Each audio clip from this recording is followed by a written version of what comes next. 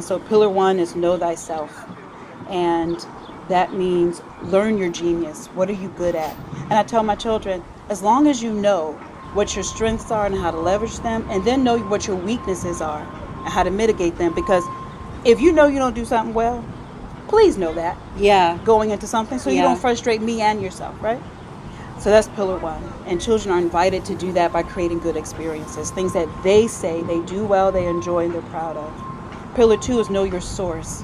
After the loss of my husband, actually prior to his death, there was probably an area where we could have benefited from some therapy.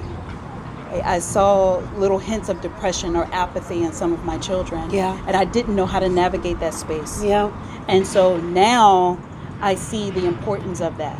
So inviting students to know, do you know your source? Do you know how to recreate yourself? Do you know who to turn to when you are stuck or stopped? Yeah. So inviting students and their families to learn about counseling or meditation or yoga or mindfulness or anything that will help them to maintain that. Pillar 3, as my children get older, please know how to make your own money. Please know how to make your own money. Mm-hmm. And you learn that through the Genius School and our student-led corporations, where if you're in the art corporation and you need more supplies, then what are you going to do? Are you going to hold an art sale? You need to hire an art tutor. Where are those funds going to come from? Yeah. So teaching students entrepreneurship, also showing them job readiness and preparedness by inviting in business owners to say, this is who we're looking to hire. You know, show up like this to an interview. Yeah. So giving them that opportunity to learn that. Pillar 4 was created by a dear friend of mine named Anna Fogg in DC. It's called Metro Journeys. So we know your world. And the idea is that adults create an itinerary. Students, middle and high school age, gather together to research that. Call and figure out what time is the talk given, how much is admission, plan where and when you're going to have lunch.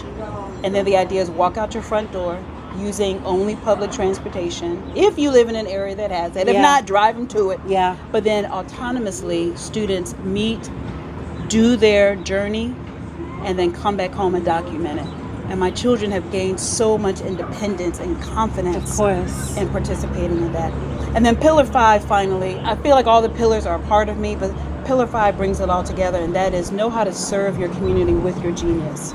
So now that you know what you're good at, now that you know how to center yourself, now that you understand either entrepreneurship or what job skills training looks like, now that you've traveled and you know your world a bit, now solve a problem using your genius for your own backyard. So I call that the reverse pitch, where someone from the community will come to the Genius School and pitch us a problem, and then give it to the little itty bitties first, who are nothing but walking pure innovation, right? They don't know the word no. Yes. You know what I mean? Yeah. Give it to them. I don't care if they sit down in the sandbox and come up with a solution. Do it on Roblox or Minecraft.